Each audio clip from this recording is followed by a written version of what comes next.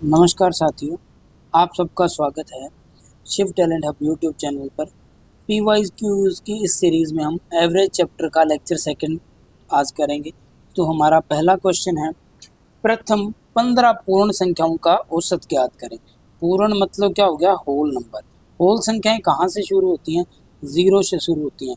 अगर ये 1 से शुरू होती और 15 संख्याएं होती तो 1 से 15 तक, अब यहाँ 0 आ गया तो ये संख्याएं जाएंगी 14 तक। 0 1 2 ऐसे करके डैश डैश। अब मैंने पहले लेक्चर में जैसे आपको बताया कि अगर अंतर बराबर हो तो पहली और लास्ट संख्या को जोड़ के 2 का भाग दे दो, वही आपका एवरेज होगा। तो 0 + 14/2 हमारा एवरेज कितना होगा? 7। हमारा नेक्स्ट क्वेश्चन है, 100 तक की सभी अभाज्य और विभाज्य संख्याओं का औसत क्या है। देखो, एक बोला उसने प्राइम नंबर विभाज्य संख्याएं और अभाज्य, और दूसरा बोला कंपोजिट नंबर या जिसे संयुक्त या विभाज्य संख्याएं भी बोलते हैं। दोनों का फर्क क्या है? प्राइम नंबर वो नंबर होते हैं जिनके अंदर या तो खुद का भाग जाए या फिर एक का पूरा पूरा भाग जाए, इसके अलावा किसी का ना जाए। तो ये शुरू होती हैं 2 से। 2 3 5 7 11 13 डैश डैश डैश। ठीक है। विभाज्य संख्याएं वो संख्याएं होती हैं जिनके अंदर खुद का भी भाग जाए, एक का भी जाए और उसके अलावा और कोई संख्या का भी भाग जाए। ये शुरू होती हैं 4 से। 4 6, उसके बाद में हमारे पास 8, फिर 9 10 डैश डैश डैश चलती रहती है। तो ये देखो, यहाँ से 2 आ गया, 3 आ गया, 4 भी आ गया, 5 6 7 8 9 10 11 ये सब आ गए। तो यहाँ से हमने जो एक चीज़ को मिस किया वो है 1। जो एक है ये ना तो प्राइम संख्या होती है और ना ही ये कंपोजिट नंबर होता है, संयुक्त संख्या होती है। ठीक है। एक जो है ये नेचुरल या प्राकृतिक नंबर होता है। तो इसलिए जो हमारी 100 तक की जो सारी संख्याएं हैं तो वो अभाज्य और संयुक्त, उनमें 2 से शुरू होकर ये कहाँ तक जाएंगी? 100 तक। और अंतर इन सब में एक एक का बराबर है, तो पहली और आखिरी को जोड़ के 2 का भाग देंगे। 100 और 2 102/2 तो हमारा 51 जो है वो एवरेज आ गया। नेक्स्ट क्वेश्चन देखिए, 2 अंकों की 9 संख्याओं का औसत 6 से कम हो जाता है, तब 2 अंकों की संख्याओं में से एक संख्याओं के अंक परस्पर बदले जाते हैं, उस संख्या के अंकों के बीच का अंतर ज्ञात कीजिए। देखो, ये कह रहा है कि अगर 24 है उसको हम 42 लिख दें। ठीक है। तो जो 9 संख्याएं हैं, कितनी संख्याएं हैं? 9 संख्याएं हैं, 9 नंबर है, उनका जो एवरेज है वो कितना कम हो जाता है? 6 से कम हो जाता है। और संख्याएं सारी कौन से अंकों की है? 2-2 अंकों की संख्याएं हैं, जैसे 24 है। तो आप एक चीज का ध्यान रखना हमेशा, इसमें क्या रूल होता है, जो बेसिक कंसेप्ट आपको बताता हूँ फिर आपको समझाऊंगा। देखो, ये 24 और 42 का अंतर जो है वो कितना है? 18 का है। ये 18 आया कहाँ से? देखो, 9 का गुणज होगा हमेशा, 9 गुणा ये जो दोनों संख्याएं हैं इन दोनों का अंतर, तो संख्याओं का अंतर कितना है? 2। तो ये जो है अंतर ही बताएगा। अब देखो, 9 अंकों की संख्याएं थी तो यानी कि 9 गुणज को रिप्रेजेंट कर देगा, गुणज को। और 6 से कम हो गया, तो 6 से कम हो गया तो फर्क कितने का आया? 6 का। तो उन दोनों संख्याओं के बीच का अंतर कितने का होगा? 6 का। जिस बच्चे को ये फैक्ट पता होगा वो इसे 1 सेकंड में टिक करके आगे निकल जाएगा। अब देखो, ये आया कहां से, इसका बेसिक देखते हैं। देखिए, मान लीजिए कोई संख्या है हमारे पास, कोई भी संख्या ले लीजिए, 21 है। ठीक है। 21 में एक जो है वो इकाई का अंक है, यूनिट डिजिट जिसको बोलूं। ठीक है। और ये दहाई का अंक है, वंस टेंस की बात करें जो ये टेंस हो गया, ये वंस हो गया। इसको 21 को हम कैसे लिख सकते हैं? 20 + 1, या इसको ऐसे लिख सकते हैं 2 × 10 + 1 × 1। ये 1 जो है वो इकाई के अंक को या वंश को रिप्रेजेंट कर रहा है, ये 10 जो है दहाई को या 10 को रिप्रेजेंट कर रहा है। तो ये हमारे पास हुआ क्या कि जो ये जो संख्या थी, ठीक है, ये तो 10 आएगा ही आएगा। तो ये जो 20 और 21 जो हमारे पास था, इसको हमने ऐसे लिखा 2 × 10 + 1 × 1। या देखो, इसको हमने लिख दिया, ठीक है, टेंस प्लस वंस की फॉर्म के अंदर। अब किसी और संख्या को कैसे लिखेंगे? एक्स वाई को है तो ये हो गया 10x + y। देखो, कंपेयर करके देखो, 2 की जगह पर x और एक की जगह पर y हो गया। अगर इसको उल्टा करेंगे yx, तो ये हमारे पास देखो क्या हुआ 10y प्लस x। इस चीज से ये कंपेयर करो, आपको समझ आ जाएगा। अब देखो इन दोनों का अंतर देखोगे आप, अगर हम इन दोनों का अंतर करेंगे तो हमारे पास अंतर कितना आएगा जी, 10x plus y minus 10y minus x। तो ये हमारे पास हुआ 9x माइनस 9y या 9x माइनस वाई।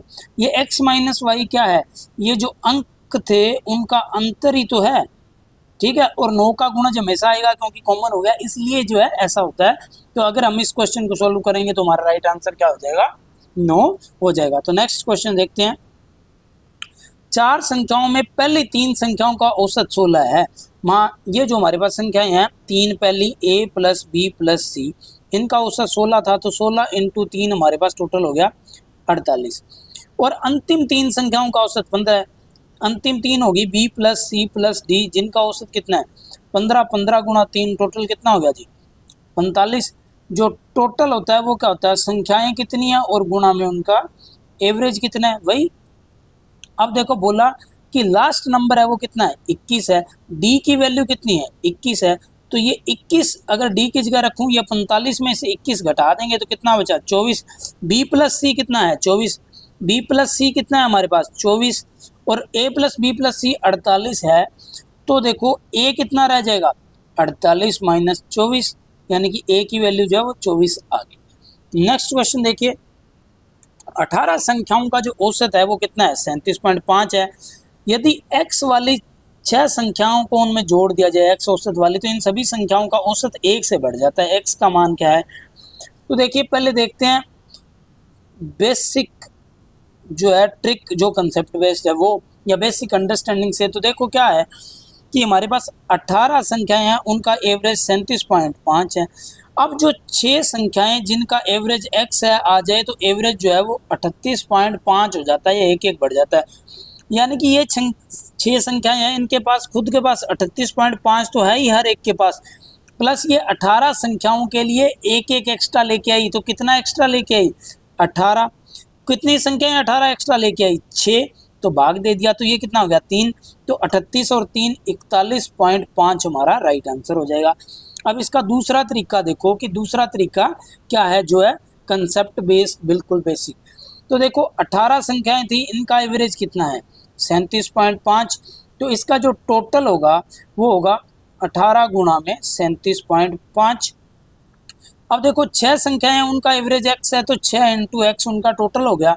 अब टोटल संख्याएं कितनी होगी 24, तो उनका एवरेज 1 से बढ़ गया, ठीक है 1 से बढ़ गया, तो एवरेज कितना हो गया 38.5। तो ये तीनों बराबर हो जाएंगी, 18 इंटू 37.5 प्लस 6x बराबर में हमारे पास कितना हो गया 24 इंटू 38.5। इसको आप सॉल्व करने ना, आपका आंसर जो है वो 41.5 आ जाएगा। पर इतनी कैलकुलेशन करने से बेहतर है कि आप बेसिक जो है अंडरस्टैंडिंग से करें। नेक्स्ट क्वेश्चन देखिए, 7 वर्ष पहले पति पत्नी और बच्चे की औसत आयु 42 साल थी। देखो अगर 7 साल पहले की बात करूं तो ये जो है हस्बैंड प्लस वाइफ प्लस बच्चा जो है चिल्ड्रन, उसकी एवरेज एज थी वो 42 थी। अगर 9 साल पहले की बात करें, पत्नी और बच्चा यानी कि वाइफ और चिल्ड्रन की जो एवरेज एज थी वो 36 साल थी, ठीक है। तो पति की वर्तमान आयु पूछिए, दो तरीके हैं। पहला देखो, अगर एवरेज एज 7 साल पहले 42 थी इन तीनों की, तो आज जो है इन तीनों की एवरेज एज होगी वो 7 साल ज़्यादा होगी, 49 होगी। और अगर 9 साल पहले वाइफ और बच्चे की एज 36 थी एवरेज, तो आज जो है वो कितनी हो जाएगी 45 हो जाएगी, ठीक है। तो 39 को 3 से गुणा कर दो 147, और 45 को हम कितने से गुणा कर देंगे जी 2 से गुणा कर देंगे, तो 45 का 90 हो गया। तो यहाँ से देखो ये जो हमारा आंसर है निकल के आया वो हस्बैंड का 57 आया। दूसरा देखो, अगर यहाँ पर इन दोनों की एज 36 थी तो 2 से गुणा कर दिया तो कितनी होगी 72, और इनको 3 से गुणा किया तो कितनी होगी हमारे पास जो है 126। अब ये देखो 9 साल पहले की थी, तो 2 साल बाद में कितनी हो जाएगी 72 प्लस 2 बच्चे की बढ़ेगी 2 माह की, तो कितनी होगी ये 76, और ये तीनों की 126। तो अंतर देखा तो कितना आ गया, पति की एज जो है हस्बैंड की 7 साल पहले वो 50 थी, तो प्रेजेंट में कितनी हो जाएगी 50 प्लस 7 57।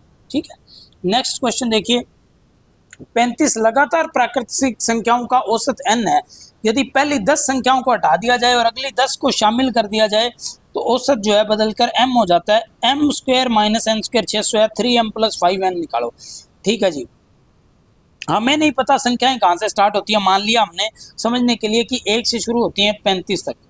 अंतर जो है प्राकृतिक संख्या है तो अंतर 1 1 का, तो इनका एवरेज इन दोनों का जोड़ करके 2 का भाग, तो एवरेज कितना आ गया 18। ये हमारे पास कितना हो गया, n की वैल्यू आ गई जो हमने मान के चले हैं।